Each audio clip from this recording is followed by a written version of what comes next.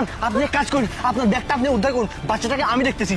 আচ্ছা ঠিক আছে আচ্ছা আচ্ছা ঠিক আছে, চলো বাবা, আসো, আমরা তোমাকে চকলেট কিনে দেবো। আসো বাবা, আসো, চলো যাই আমরা।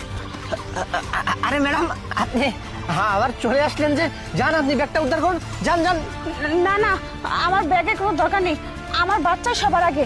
আমার ব্যাগের মধ্যে এমন আহামরি কিছু নেই যে আমার ব্যাগ উদ্ধার করতে পিছু পিছু যেতে হবে ওই চোরের। আমার বাচ্চা আমার কাছে সবকিছু, আমার বাচ্চাটা আমার দরকার।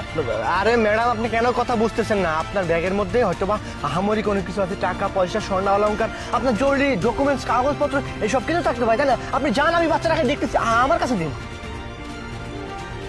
শুনুন, আমার ওসব টাকা পয়সা গয়নাগাটি যা ছিল কোনো কিছুর দরকার নেই। যা গেছে গেছে, দরকার পড়ে আমি পুলিশে কমপ্লেন করব, কিন্তু আমার সন্তানকে রেখে না আমি কোথাও যাবো। আরে ভাই ওখানে জরুরি কোনো কিছু থাকতে পারে, তুই যা না, যা গিয়ে নিয়ে আয়, বাচ্চাটাকে আমার কাছে দে। আরে ভাই, কি সমস্যা আপনার?